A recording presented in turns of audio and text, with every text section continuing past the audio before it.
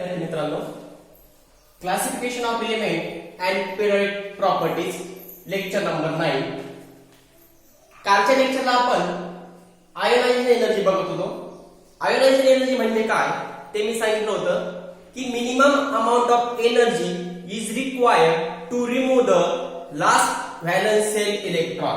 म्हणजे एखाद्या ऍटमच्या शेवटचे कक्षेमधून इलेक्ट्रॉन रिमूव्ह करण्यासाठी जी एनर्जी लागते तिला आपण काय म्हटलेलं आहे, आयोनायझेशन एनर्जी असं म्हटलेलं आहे. तर बघा, आज आपल्याला the factor affecting on ionization energy or the factor which ionization energy depend, ही आयोनायझेशन एनर्जी कोणकोणत्या फॅक्टरवरती डिपेंड आहे हे आपल्याला बघायचं आहे. की काय होतं जर एखादी आयोनिक साइज जर वाढली तर आयोनायझेशन एनर्जी वरती काय परिणाम होतो, इलेक्ट्रोनिगेटिव्हिटी जर वाढली तर आयोनायझेशन एनर्जी वरती काय परिणाम होतो. त्याच प्रकारे आपल्याला काय बघायचंय, फॅक्टर अफेक्टिंग, किती प्रकारचे फॅक्टर काय करतात, अफेक्ट करतात किंवा आयोनायझेशन एनर्जी कोणकोणत्या फॅक्टरवरती अवलंबून आहे ते बघायचंय. तर बघा, फर्स्ट आहे atomic size. Atomic size, atomic size is the first factor which are affecting on the ionization energy or the ionization energy is depend on their atomic size. तर बघा मित्रांनो, ऍटॉमिक साइज म्हणजे काय तुम्हाला मी सांगितलं होतं की एखाद्या ऍटमच्या सेंटर पासून तर शेवटच्या कक्षेपर्यंत जे अंतर असतं त्याला आपण काय म्हणलेलं आहे, ऍटॉमिक साइज असं म्हणलेलं आहे. The distance from the centre of nucleus to the outermost shell is called as the atomic size. तर बघा, ऍटॉमिक साइज काय अफेक्ट करते आयोनायझेशन एनर्जीवरती. विचार करा थोडासा. हा समजा ऍटम आहे, हा त्याचा केंद्रक आहे आणि हे ऍटमची काय आहे, पहिली कक्षा आहे. इकडे हा एक ऍटम आहे आणि ही ऍटमची काय आहे, दुसरी कक्षा आहे. तर बघा, या ठिकाणी ऍटमची साइज कशी स्मॉल आहे, या ठिकाणी ऍटमची साइज कशी लार्ज आहे. तर बघा काय होतं, या ठिकाणी काय असतात, प्रोटॉन असतात न्यूक्लियस मध्ये आणि इथे काय असतात, इलेक्ट्रॉन असतात. इथे काय असतात, प्रोटॉन असतात आणि इथे काय असतात, इलेक्ट्रॉन असे रिव्हॉल्व होत असतात. तर बघा मित्रांनो, जशी जशी ऍटॉमिक साइज वाढत जाईल तशी तशी काय होत जाईल, आयोनिक किंवा आयोनायझेशन एनर्जी कशी होत जाईल, कमी कमी होत जाईल. का बघा, इकडं रिझन नीट आहे का.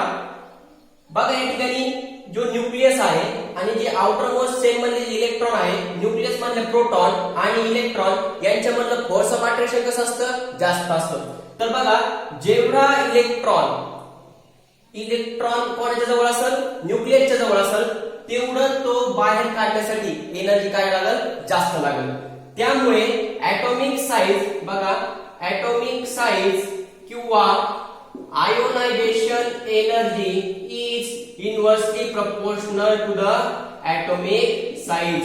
तुम्ही या ठिकाणी एवढीच गोष्ट लक्षात ठेवायची की जी आयोनायझेशन एनर्जी असते ती ऍटॉमिक साइजच्या कशी असते, विरुद्ध असते.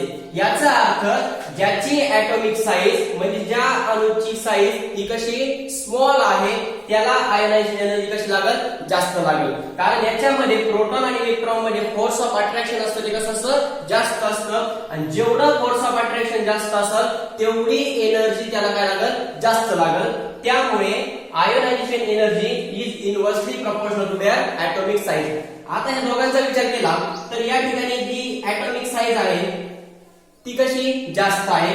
या ठिकाणी जो force of attraction between proton आणि इलेक्ट्रॉन ते पण कसं आहे, जास्त आहे. म्हणजे ठिकाणी फोर्स कसा लागेल, कमी लागेल. आणि या ठिकाणी फोर्स कमी लागला तर हा जो लास्ट सेल मधला जो व्हॅलेन्स इलेक्ट्रॉन आहे तो रिमूव्ह करण्यासाठी एनर्जी कशी लागेल, कमी लागेल. त्यामुळे जशी जशी ऍटॉमिक साइज वाढत जाईल तशी तशी आयोनायझेशन एनर्जी काय लागते, कमी लागते. आणि जशी जशी ऍटॉमिक साइज कमी कमी होत जाईल तशी तशी ऍटॉमिक किंवा आयोनायझेशन एनर्जी कशी लागते, जास्त लागते. तर बघा, पहिला फॅक्टर बघतो आपण, factor which depend on ionization energy. Ionization energy कशावरती अवलंबून आहे. तर बघा, आयोनायझेशन एनर्जी ही कशावरती अवलंबून आहे, तर त्याच्या ऍटॉमिक साइज वरती, अणूच्या रचनावरती अवलंबून आहे. तर बघा, जशी जशी अणूची साइज, अणूचा आकार वाढत जाईल तशी तशी त्याला आयोनायझेशन एनर्जी लागेल, कमी कमी लागेल. किंवा जर ऍटॉमिक साईज अणूचा आकार जर कमी असेल तर त्याला आयोनायझेशन एनर्जी कशी लागेल, जास्त लागेल. फक्त एवढं एक रिलेशन लक्षात ठेवा, डायरेक्टली प्रपोर्शनल म्हणजे हे वाढलं की हे वाढतं आणि इनव्हर्सली प्रपोर्शनल म्हणजे हे वाढलं की हे काय होतं, कमी होतं. तर बघा टॉप टू बॉटम काय होत जातं रे, ऍटॉमिक रेडियस इन्क्रीज होत जाते. Top to bottom atomic radius काय होत जाते, इन्क्रीज होत जाते. तर आयोनायझेशन एनर्जी काय होत असेल, डिक्रीज होत असेल. बरोबर आहे, कारण जशी जशी अणूची रचना वाढत जाते तसं तसं त्याला आयोनायझेशन एनर्जी कशी लागते, कमी लागते. तर बघा हा पहिला फॅक्टर आहे की आयोनायझेशन एनर्जी कशावरती, त्याच्या ऍटॉमिक साईज वरती डिपेंड आहे, अणूच्या आकारावरती अवलंबून आहे. दुसरा फॅक्टर बघा या ठिकाणी 2 नंबरचा फॅक्टर आहे nuclear charge. The second factor is that nuclear charge. तर बघा न्यूक्लियर चार्ज म्हणजे काय, हा ऍटम आहे. ऍटम मध्ये काय न्यूक्लियस असतो, न्यूक्लियस वरती काय असतात, प्रोटॉन असतात. ते प्रोटॉन वरचा चार्ज म्हणजे आपण काय म्हणतो, न्यूक्लियर चार्ज. न्यूक्लियर चार्ज समजून घ्या. न्यूक्लियर चार्ज सुद्धा काय करतो, आयोनायझेशन वरती फॅक्टर अफेक्ट करतो किंवा जी आयोनायझेशन एनर्जी ती त्याच्या न्यूक्लियर साईज वरती सुद्धा अवलंबून आहे. तर बघा मित्रांनो, न्यूक्लियर साईज म्हणजे काय, हा जो न्यूक्लियस आहे, न्यूक्लियस मध्ये काय असतं, प्रोटॉन असतात आणि प्रोटॉन वरती कोणता चार्ज असतो, पॉझिटिव्ह चार्ज असतो. बघा हा एक ऍटम आहे, इथे 3 प्रोटॉन आहे आणि हा एक दुसरा ऍटम आहे, याच्यामध्ये किती प्रोटॉन आहे, समजा 6 प्रोटॉन आहे. बघा काय फॅक्टर अफेक्ट करतो, बघा या ठिकाणी प्रोटॉन किती आहेत, 3 आहे. या ठिकाणी प्रोटॉन किती, 6 आहे. तर बघा जसे जसे प्रोटॉन या ठिकाणी वाढत जाईल त्या ठिकाणी इलेक्ट्रॉन आणि प्रोटॉन यांच्यामध्ये अट्रॅक्शन कसं होत जाईल, वाढत जाईल. इथे इलेक्ट्रॉन कसे कमी आहे, इथे प्रोटॉन कसे जास्त आहे. मग हे प्रोटॉन आणि इलेक्ट्रॉन मध्ये काय होईल, अट्रॅक्शन वाढत जाईल. आणि या ठिकाणी प्रोटॉन कमी आणि इलेक्ट्रॉन पण कमी, या ठिकाणी अट्रॅक्शन कसं राहील, कमी राहील. तर बघा जसा जसा न्यूक्लियर चार्ज वाढत जातो तशी तशी आयोनायझेशन एनर्जी काय होत जाते, वाढत जाते. तर बघा nuclear charge is directly proportional to the ionization energy. तर बघा इथं विरुद्ध होतं, जशी जशी ऍटॉमिक साईज वाढत जाईल, ऍटॉमिक रेडियस वाढत जाईल, आयोनायझेशन एनर्जी काय होत जाते, कमी कमी होत जाते. पण इथं बघा जसा जसा चार्ज वाढत जाईल न्यूक्लियस वरचा तशी तशी आयोनायझेशन एनर्जी काय होत जाते, वाढत जाते. का रे, कारण त्यामध्ये न्यूक्लियस आणि जे न्यूक्लियस मध्ये जे प्रोटॉन असतात आणि जे इलेक्ट्रॉन असतात यांच्यामधनं काय होतं, फोर्स ऑफ अट्रॅक्शन वाढतं. आणि जर फोर्स ऑफ अट्रॅक्शन जर वाढलं तर त्यामध्ये जी एनर्जी लागेल, हा लास्ट व्हॅलेन्स सेल रिमूव्ह करण्यासाठी एनर्जी कशी लागेल, जास्त लागेल. केव्हा, जर इथं चार्ज जर वाढत जर असेल तर. चार्ज जर कमी असेल, फोर्स ऑफ अट्रॅक्शन कमी असेल, त्यासाठी एनर्जी कशी लागेल, कमी लागेल. चार्ज जास्त आहे, फोर्स ऑफ अट्रॅक्शन कसं राहील, जास्त राहील, त्यासाठी एनर्जी कशी लागेल, जास्त लागेल. त्यामुळे मी काय म्हटलं, nuclear charge is directly proportional to the ionization energy. म्हणजे न्यूक्लियर चार्ज वाढला, आयोनायझेशन एनर्जी पण वाढली आणि ऍटॉमिक साईज वाढली. हे काय झालं, कमी झालं किंवा हे कमी झालं, याचा अर्थ काय झालं, वाढलं. तर हे काय आहे, इनव्हर्सली प्रोपोर्शनल आहे आणि हे कसं आहे, डायरेक्टली प्रोपोर्शनल आहे. याच्यावरती आपल्याला क्वेश्चन सॉल्व्ह करायचे, कशा प्रकारचे क्वेश्चन विचारतात. तर बघा मित्रांनो, आपण हे 2 फॅक्टर बघितले. पहिला फॅक्टर ऍटॉमिक साईज आहे आणि दुसरा फॅक्टर काय आहे, न्यूक्लियर चार्ज. तर बघा तिसरा इम्पॉर्टंट फॅक्टर, व्हेरी इम्पॉर्टंट, इलेक्ट्रॉनचं कन्फिगरेशन किंवा इलेक्ट्रॉनिक कन्फिगरेशन. Electronic configuration. तर बघा आपण इलेक्ट्रॉनिक कन्फिगरेशन म्हणजे काय ते बघितलं की distribution of electron in an orbital. Orbital मध्ये केलेली इलेक्ट्रॉनची मांडणी म्हणजे इलेक्ट्रॉनचं डिस्ट्रीब्युशन किंवा इलेक्ट्रॉनचं कन्फिगरेशन. तर बघा जी आयोनायझेशन एनर्जी आहे ती इलेक्ट्रॉनिक कन्फिगरेशन याच्यावरती पण अवलंबून आहे. आता तुम्ही म्हणतात ते कसं, किंवा जी इलेक्ट्रॉनिक कन्फिगरेशन आहे तो सुद्धा फॅक्टर काय करतो, अफेक्ट करतो कशावरती, आयोनायझेशन एनर्जीवरती. ते कसं, तर बघा मित्रांनो, जे स्टेबल इलेक्ट्रॉनिक कन्फिगरेशन असतं, स्टेबल इलेक्ट्रॉनिक कन्फिगरेशन आहे, जे स्टेबल इलेक्ट्रॉनिक कन्फिगरेशन आहे त्यासाठी इलेक्ट्रॉन रिमूव्ह करण्यासाठी काय लागते, मॅक्झिमम एनर्जी लागते. Maximum energy is gain. तर बघा इलेक्ट्रॉन कन्फिगरेशन मध्ये कशा प्रकारे डिपेंड आहे तर बघा, जर स्टेबल इलेक्ट्रॉनिक कन्फिगरेशन असतं तर इलेक्ट्रॉन रिमूव्ह करण्यासाठी काय लागते, मॅक्झिमम एनर्जी लागते किंवा मॅक्झिमम एनर्जी गेन करावी लागते, मॅक्झिमम एनर्जी घ्यावी लागते. तर बघा आता स्टेबल इलेक्ट्रॉनिक कन्फिगरेशन कसं म्हणायचं तर बघा, जे स्टेबल इलेक्ट्रॉनिक कन्फिगरेशन हे दोन प्रकारे असू शकतं. एक असतं हाफ फील्ड आणि एक असतं फुल फील्ड. तर बघा स्टेबल इलेक्ट्रॉनिक कन्फिगरेशन दोन प्रकारचं असतं. एक असतं हाफ फील्ड आणि एक असतं फुल फील्ड. आता हाफ फील्ड कशा म्हणायचं बघा, किती ऑर्बिटल आहे आपल्याकडे, 4 ऑर्बिटल आहे, s ऑर्बिटल आहे, p ऑर्बिटल आहे, d ऑर्बिटल आणि काय f ऑर्बिटल आहे. आता s ऑर्बिटल हाफ फील्ड, आता h चे किती ऑर्बिटल असतात तरी सांगितलं मी, h चे एकच ऑर्बिटल असतं, p चे किती ऑर्बिटल असतात, 3 ऑर्बिटल असतात, d चे किती ऑर्बिटल असतात, 5 ऑर्बिटल असतात आणि f चे किती ऑर्बिटल असतात, 7 ऑर्बिटल असतात. तर बघा मित्रांनो, स्टेबल इलेक्ट्रॉनिक कन्फिगरेशन कशाला म्हणायचं ते सांगतो. s मध्ये मॅक्झिमम किती इलेक्ट्रॉन बसतात, 2 इलेक्ट्रॉन बसतात. p मध्ये मॅक्झिमम किती इलेक्ट्रॉन बसतात, 6 इलेक्ट्रॉन बसतात. d मध्ये किती इलेक्ट्रॉन बसतात, 10 इलेक्ट्रॉन बसतात आणि f मध्ये किती इलेक्ट्रॉन बसतात, 14 इलेक्ट्रॉन बसतात. हे आपल्याला माहिती आहे. एका ऑर्बिटल मध्ये 2 इलेक्ट्रॉन बसत असते. h ची एक ऑर्बिटल आहे म्हणजे मॅक्झिमम 2 इलेक्ट्रॉन बसतात. p च्या 3 ऑर्बिटल आहे म्हणजे 6 इलेक्ट्रॉन बसतात. d च्या 4 ऑर्बिटल आहे म्हणजे 10 इलेक्ट्रॉन बसतात आणि f च्या 14 ऑर्बिटल आहे, f च्या 7 ऑर्बिटल आहे त्यामुळे 14 इलेक्ट्रॉन असतात. तर बघा हाफ फील्ड नेमकं कशाला म्हणायचं, या ठिकाणी टोटल इलेक्ट्रॉन किती आहे, 2 आहे. तर या ठिकाणी आपण एक इलेक्ट्रॉन फिल केला म्हणजे काय झालं, यस हाफ फील्ड. ही p ची काय झाली, हाफ फील्ड. ही d ची काय झाली, हाफ फील्ड. म्हणजे मी 10 पैकी 5 इलेक्ट्रॉन फिल अप केले म्हणजे हाफ फील्ड. नंतर इथं 14 पैकी 7 इलेक्ट्रॉन केले, ठीक आहे, त्याची हाफ फील्ड. तर बघा मित्रांनो, ज्या एलिमेंटचं किंवा ज्या ऍटमची हाफ फील्ड कंप्लीट असेल तर त्यांना रिमूव्ह करण्यासाठी काय लागते, जास्त एनर्जी लागते. लक्षात ठेवा, ज्या एलिमेंटचं हाफ फील्ड कंप्लीट असते, समजा p चे 6 इलेक्ट्रॉन 3 असेल, d चे 10 इलेक्ट्रॉन असतात 5 असेल किंवा f चे 14 पासून 7 इलेक्ट्रॉन आहे, ज्या एलिमेंटचं इलेक्ट्रॉनिक कन्फिगरेशन हाफ फील्ड असेल तर त्यांना इलेक्ट्रॉन रिमूव्ह करण्यासाठी काय लागते, सर्वात जास्त एनर्जी लागते. नंतर बघा आपण इकडे बघू फुल फील्ड कशा म्हणायचं, फुल फील्ड. आता s मध्ये मॅक्झिमम किती इलेक्ट्रॉन बसतात, 2 इलेक्ट्रॉन. p मध्ये 6 इलेक्ट्रॉन, d मध्ये 10 इलेक्ट्रॉन आणि f मध्ये 14 इलेक्ट्रॉन असतात. तर बघा h ची एक ऑर्बिटल आहे, p च्या 3 ऑर्बिटल आहे, d च्या 5 ऑर्बिटल आहे आणि f च्या किती ऑर्बिटल आहे आपल्याला माहित आहे, 7 ऑर्बिटल आहे. तर बघा आता s मध्ये 2 इलेक्ट्रॉन फिल अप केले मी, 2 इलेक्ट्रॉन भरले.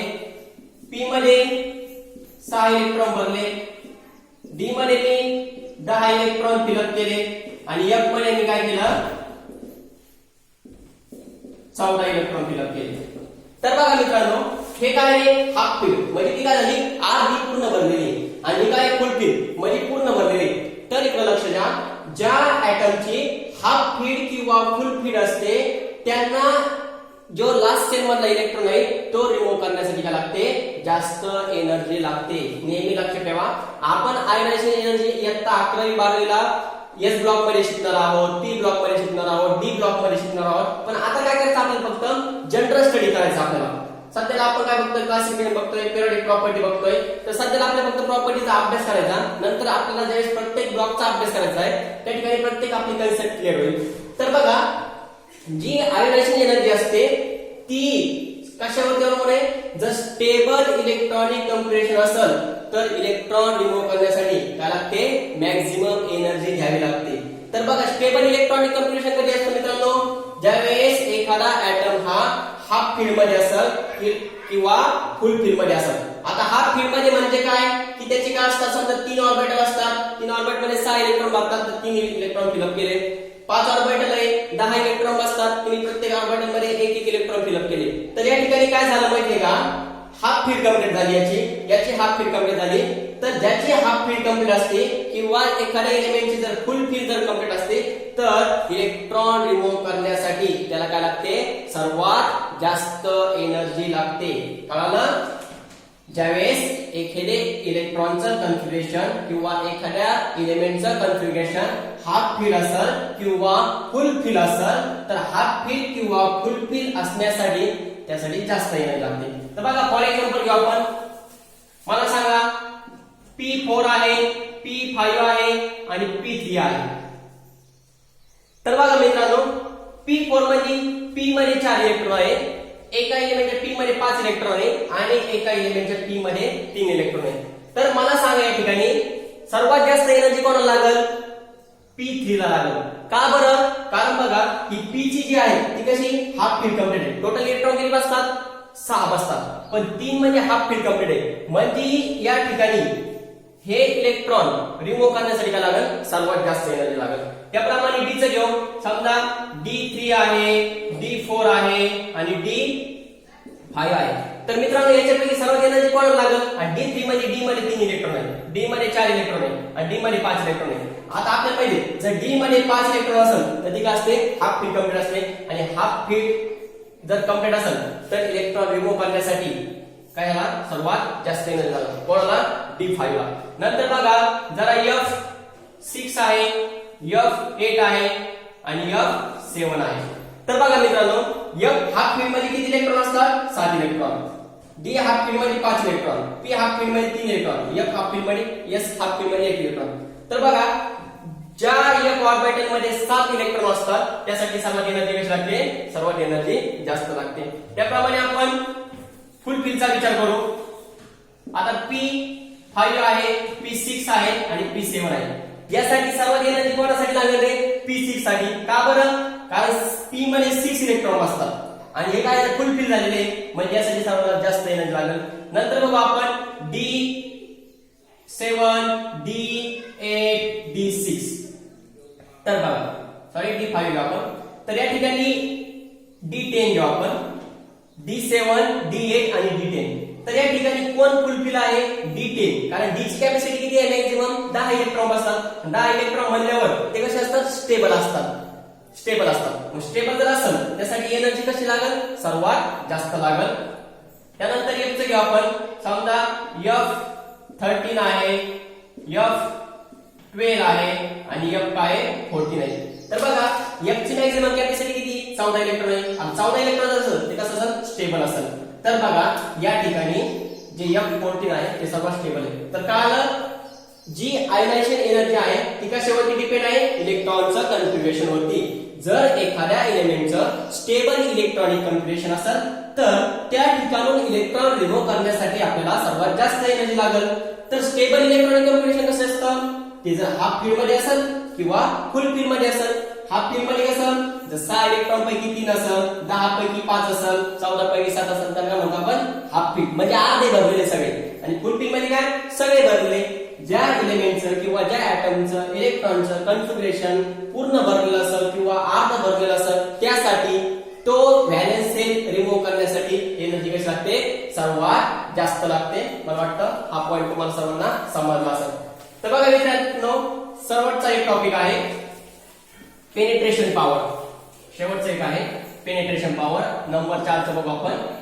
Penetration power. पेनिट्रेशन पॉवर म्हणजे काय? आता इकडे लक्ष द्या.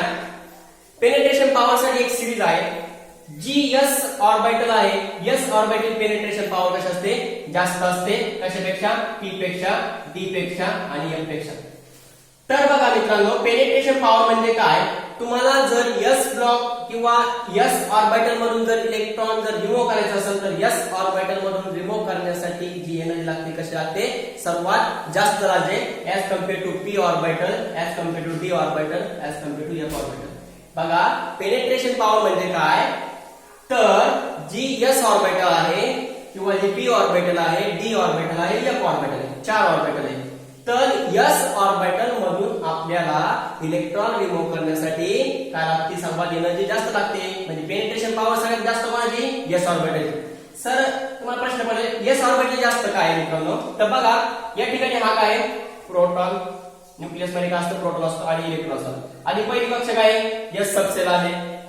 तर बघा जी S सबसेल आहे ती न्यूक्लियसच्या कशी एकदम जवळ आहे आणि न्यूक्लियसच्या जवळ म्हणल्यावर या ठिकाणी जे फोर्स ऑफ अट्रॅक्शन आहे ते कसं सगळ्यात जास्त राहील कोणावरती एस ऑर्बिटल वरती. त्यामुळे एस ऑर्बिटल मधून इलेक्ट्रॉन रिमूव्ह करण्यासाठी एनर्जी कशी लागल सर्वात जास्त लागल. तर तुम्हाला फक्त लक्षात ठेवायचं एस ऑर्बिटल मधून इलेक्ट्रॉन रिमूव्ह करण्यासाठी एनर्जी जास्त लागते त्यापेक्षा पी ऑर्बिटल पेक्षा डी ऑर्बिटल पेक्षा आणि एफ ऑर्बिटल पेक्षा. तर मित्रांनो असे जे आहे factor affecting on ionization energy और the ionization energy depend on the atomic size. नंतर 2 नंबरचं न्यूक्लिअर चार्ज, नंतर इलेक्ट्रॉनचं कॉन्फिगरेशन आणि नंतर पेनिट्रेशन पॉवर या 4 घटकावरती आयोनायझेशन एनर्जी अवलंबून आहे. बघा ऍटॉमिक साइज वाढली तर आयोनायझेशन एनर्जी काय लागते कमी लागते. न्यूक्लिअर चार्ज वाढला तर आयोनायझेशन एनर्जी कशी वाढते जास्त लागते. जर स्टेबल इलेक्ट्रॉनचं स्वरूप असेल त्यासाठी आयोनायझेशन एनर्जी कशी लागते मॅक्सिमम लागते. आणि पेनिट्रेशन पॉवर एस ऑर्बिटल मध्ये जर इलेक्ट्रॉन असेल तर ते काढण्यासाठी एनर्जी जास्त लागल. पण कधी व्हॅलेन्स शेल मध्ये पी पेक्षा जास्त लागल, डी ला कमी लागल पी पेक्षा आणि एफ ला पण कमी लागल कमी लागल डी पेक्षा. तर ही पेनिट्रेशन पॉवर काय करता लक्षात घ्या. याच्यावरती मित्रांनो आपण 2-3 एक्झाम्पल बघू जेणेकरून अनसिंग कन्सेप्ट तुमच्या क्लिअर होईल. Write down this. तर बघा मित्रांनो आपल्याकडे 2 क्वेश्चन आहेत. Which of the following has the highest value of ionization energy. खालीलपैकी आयोनायझेशन एनर्जी व्हॅल्यू सगळ्यात जास्त कोणाची असेल. आयोनायझेशन एनर्जी म्हणजे काय की खालीलपैकी कोणत्या एलिमेंट मध्ये आयोनायझेशन एनर्जी जास्त लागल कशासाठी शेवटच्या कक्षेमधून रिमूव्ह करण्यासाठी. तर बघा या ठिकाणी आपल्याला पहिला आहे फॉस्फरस, नंतर नंबर 2 दिलेला आहे सिलिकॉन, नंबर 3 ला आहे मॅग्नेशियम आणि नंबर 4 ला आहे ऍल्युमिनियम. तर बघा या ठिकाणी या 4 एलिमेंट पैकी सगळ्यात जास्त आयोनायझेशन एनर्जी कोणाची असेल. तर बघा फॉस्फरस आता हे कशावरती अवलंबून आहे त्याच्या इलेक्ट्रॉनच्या कॉन्फिगरेशन वरती. ज्याचं इलेक्ट्रॉनिक कॉन्फिगरेशन कसं असेल स्टेबल असेल किंवा हाफ फीड असेल किंवा फुल फीड असेल त्यासाठी एनर्जी कशी लागल जास्त लागल. तर बघा मित्रांनो आपण फॉस्फरसचं काढू 1s2 2s2 फॉस्फरसचा ऍटॉमिक नंबर किती 15. इलेक्ट्रॉनचं कॉन्फिगरेशन बघा 1s2 2s2 2p6 3s2 3p3. नंतर सिलिकॉनचा ऍटॉमिक नंबर किती 14 1s2 2s2 2p6 3s2 10 2 12 3p2. Magnesium बघा 12 आहे atomic number 1s2 2s2 2p6 3s2. Okay and then aluminium 1s2 2s2 2p aluminium 13 आहे 1s2 2s2 2p6 3s2 1s2 2s2 2p6 3s2 3p1. तर बघा मित्रांनो या ठिकाणी शेवटच्या कक्षेमधून आपल्याला इलेक्ट्रॉन रिमूव्ह करायचा आहे आणि सांगायचे सर्वात जास्त एनर्जी कोणाला लागेल. तर बघा पी मध्ये 3 इलेक्ट्रॉन आहेत, पी मध्ये 2 इलेक्ट्रॉन आहे, एस मध्ये 2 इलेक्ट्रॉन आहे आणि इथे पी मध्ये किती इलेक्ट्रॉन आहे 1 इलेक्ट्रॉन आहे. तर बघा मित्रांनो या ठिकाणी जी पी ऑर्बिटल आहे ती कशी हाफ फीड आहे. हाफ फीड मध्ये पी मध्ये मॅक्सिमम किती इलेक्ट्रॉन बसतात 6 इलेक्ट्रॉन बसतात. तर या ठिकाणी किती इलेक्ट्रॉन आहे 3 इलेक्ट्रॉन आहे म्हणजे पी ऑर्बिटल कशी या ठिकाणी हाफ फीड आहे. तर बघा ज्या ठिकाणी हाफ फीड असेल किंवा फुल फीड असेल तर त्यासाठी आपल्याला एनर्जी कशी असते सर्वात मॅक्सिमम लागते. तर एक ठिकाणी काय जो फॉस्फरस आहे या फॉस्फरस साठी जी एनर्जी लागणार आहे ती आपल्याला कशी लागणार आहे सर्वात मॅक्सिमम लागणार आहे. कशावरून कळालं आपल्याला त्याच्या इलेक्ट्रॉनच्या कॉन्फिगरेशन वरून. ज्याचं इलेक्ट्रॉनिक कॉन्फिगरेशन कसं आहे स्टेबल आहे त्यासाठी जी एनर्जी आहे ती सर्वात जास्त लागते. तर आपलं उत्तर काय आहे फॉस्फरस हे आपलं उत्तर आहे. नंतर बघा फर्स्ट आयोनायझेशन एनर्जी मॅक्सिमम तुम्हाला सांगितलं होतं third ionization energy is greater than second ionization energy is greater than the first ionization energy. तर बघा या ठिकाणी आपल्याला 4 ऑप्शन दिलेले आहे. पहिली आयोनायझेशन एनर्जी सर्वात जास्त कोणाची. पहिली म्हणजे काय आपल्याला फक्त एकच इलेक्ट्रॉन काढायचा आहे. तर यापैकी कोणाची आयोनायझेशन एनर्जी सर्वात जास्त असेल कशासाठी 1 इलेक्ट्रॉन काढण्यासाठी. सेकंड जर म्हणलं असेल तर 2 इलेक्ट्रॉन काढण्यासाठी आणि थर्ड जर म्हणलं असेल तर 3 इलेक्ट्रॉन काढण्यासाठी. पण आपल्याला काय विचारलंय पहिला इलेक्ट्रॉन काढण्यासाठी सर्वात जास्त एनर्जी कोणाची आहे. तर बघा बोरॉन नायट्रोजन ऑक्सिजन आणि बेरिलियम. बोरॉनचा ऍटॉमिक नंबर 5 आहे, नायट्रोजनचा 7 आहे, ऑक्सिजनचा किती आहे मित्रांनो 8 आणि बेरिलियमचे किती 4. तर इलेक्ट्रॉनचं कॉन्फिगरेशन बघा 1s2 2s2 2p1. नायट्रोजनचं 1s2 2s2 2p3 1s2 2s2 2p4 2p4 आणि 1s2 2s2. तर बघा या ठिकाणी नायट्रोजनच्या शेवटच्या कक्षेमध्ये किती इलेक्ट्रॉन आहेत 3 इलेक्ट्रॉन आहेत. इथं 1 इलेक्ट्रॉन आहे, इथं 4 इलेक्ट्रॉन आहे आणि इथं 2 इलेक्ट्रॉन आहेत. तर बघा मित्रांनो या ठिकाणी नायट्रोजनची काय आहे हाफ फील्ड कंप्लीट आहे. हाफ फील्ड कंप्लीट म्हणजे पी मध्ये किती इलेक्ट्रॉन आहे 3 इलेक्ट्रॉन आहे आणि 3 इलेक्ट्रॉन जर असेल त्याची काय असते हाफ फील्ड कशी असते कंप्लीट असते. आणि हाफ फील्ड जर कंप्लीट असेल तर त्यासाठी सर्वात एनर्जी कशी लागेल जास्त लागेल. कशासाठी पहिला इलेक्ट्रॉन काढण्यासाठी. तर हा 1 इलेक्ट्रॉन इझिली देऊन टाकल, या 4 पैकी पण तो इझिली देऊन टाकल, ह्या 2 पण तो एस ऑर्बिटल थोडेसे इझिली इलेक्ट्रॉन देऊन टाकल. पण जो नायट्रोजन आहे नायट्रोजन मध्ये जी पी ऑर्बिटल आहे तिचे हाफ फील्ड कंप्लीट आहे. तर हाफ फील्ड कंप्लीट असल्यामुळे नायट्रोजन साठी काय लागेल सर्वात जास्त एनर्जी लागेल कशासाठी पहिला इलेक्ट्रॉन काढण्यासाठी. तर बघा मित्रांनो एवढे 4 फॅक्टर आहेत की ते आयनायझेशन एनर्जीला काय करतात अफेक्ट करतात. तर याच्यामध्ये जे उर्वरित एक्झाम्पल आहे ते आपण चॅप्टरच्या एंडिंगला बघू. तर उद्या आपण ट्रेंड बघणार आहोत लेफ्ट टू राईट किंवा टॉप टू बॉटम काय होते आयनायझेशन एनर्जी कमी होते की जास्त होते. थँक्यू.